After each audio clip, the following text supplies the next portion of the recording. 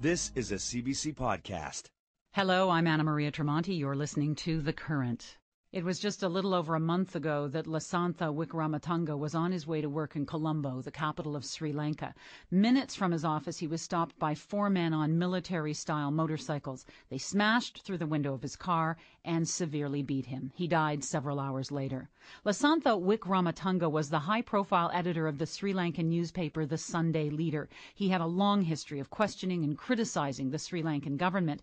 His death sent shockwaves across the country, and it sent other Sri Lankan journalists fleeing for their lives. Many of them had been worried about their safety for some time, and for many of them, his death sent a clear message. They would not be safe in Sri Lanka if they criticized the government and did their work. One of the journalists who fled Sri Lanka was Sonali Samarasinghe Wickramatunga. She is Lassantha Wickramatunga's widow and a celebrated journalist in her own right who has earned accolades for exposing corruption in Sri Lanka. She's now living and hiding in an undisclosed location, and she joins us now. Hello. Hello.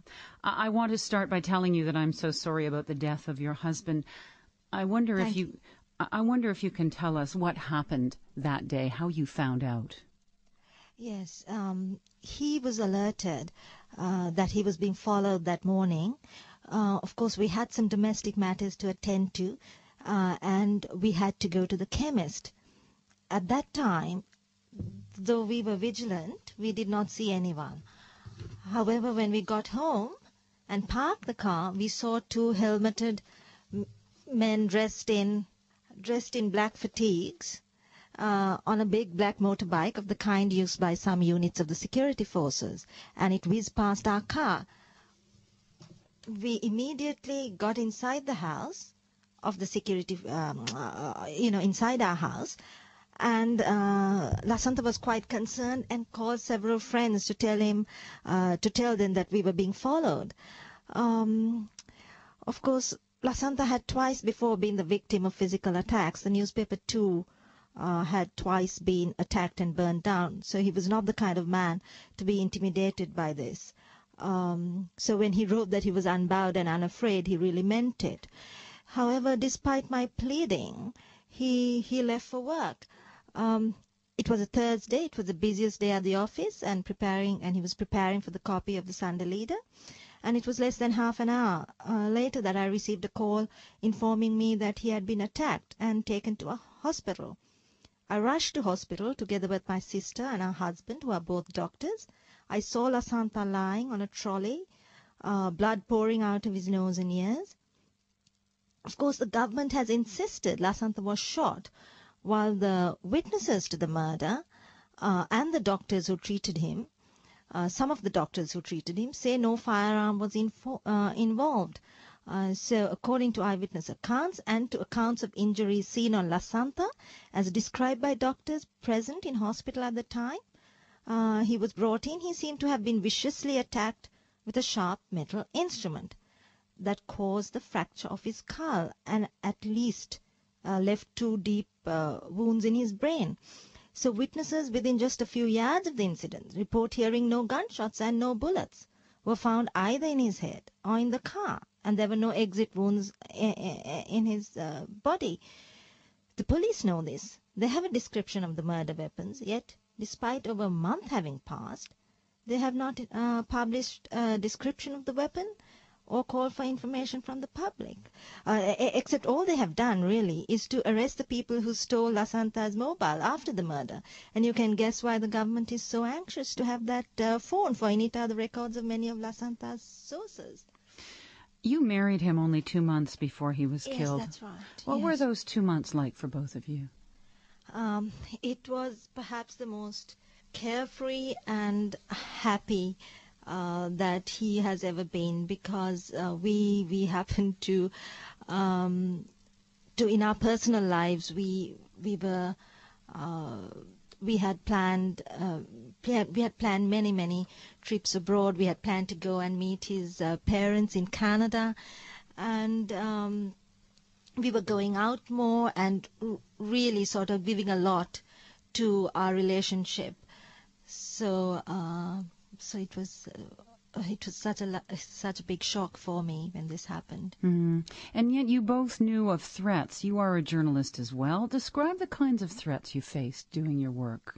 We have been threatened by phone messages, by post, letters in the post or emails. We have also been grilled or questioned by the CID, that's the Criminal Investigations Department, asking us to reveal our sources in our work and in articles that we have written. And also, Lassantha himself was very much under attack. In 1995, he was attacked and caused physical harm. In 1998, his house was fired upon using automatic weapons. In 2000, the Sunday Leader newspaper was sealed under emergency regulations. On January 11, 2006, my husband was personally threatened with physical harm by the president of the country over the telephone. On October 16, 2006, the Sunday Leader presses were set on fire by an armed mob while printing was in progress. In December 2006, an attempt was made to arrest Lassantha without charge, and it was only called off due to diplomatic and civil society pressure. So in the course of the past several years, Lassantha was the victim of physical assault, shooting, and twice we had our presses attacked and burned down. And how did that affect the way you lived your life, the way you did your work? Did it make you more determined? Did it make you look over your shoulder all the time? It definitely made us more determined. We did not look over our shoulder. We had lived and worked through the newspaper being set on fire, threats over the phone, the newspaper being sealed under emergency regulations. So my husband several times wrote to the Inspector General of Police to ask for protection. And even after my husband's death, the newspaper itself wrote for protection for the newspaper and its staff. But we never got it. Mind you, there was never a serious police inquiry into any of these attacks, and no one was ever charged. Who do you blame then for his killing? Lassantha always felt that if he were to be killed, he would be killed by the government. His was an independent newspaper. We called a spade a spade. We did not hide behind euphemism. We specialized in investigative reporting. When we did so, we were supported by documentary evidence. No one proved us wrong in our exposés, nor have we ever been successfully prosecuted. Thus, we knew that he and our newspaper had become a thorn in the flesh. Week after week, we uncovered stories of corruption and excess. Also, excess in the Defense Ministry procurements. He published stories that went beyond the military propaganda, the stories of civilian misery, of deaths, and often exposed the government's blatant propaganda in the war. Therefore, he did believe that he was a problem to the government. He was an irritant. And of course, after his death, you published that editorial he had written, predicting that he would be assassinated. So he always knew it was a matter of time. He always knew it was, he knew it would happen, it was a matter of when, as he said there. And I have to say, the government's complicity in his murder, at least, or the fact that it happened under the government's watch and with so much impunity, it becomes even more evident after his death.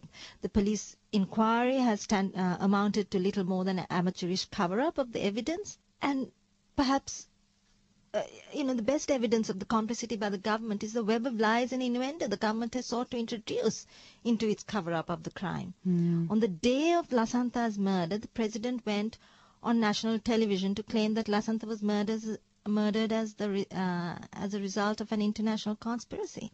A few weeks later, the president's brother, Gotabaya Rajapakshe, asked about the investigation in an international forum. A television interview, giggled almost hysterically while asking, who is Lassantha? Why is he so important? He was just someone writing to a tabloid. And this is the man under whom the entire police comes. What is the message you think this sent to the officers inquiring into the murder, even if there has been a proper inquiry in the first place? After his killing, you left. Tell us more about the effect that his death has had in Sri Lanka. I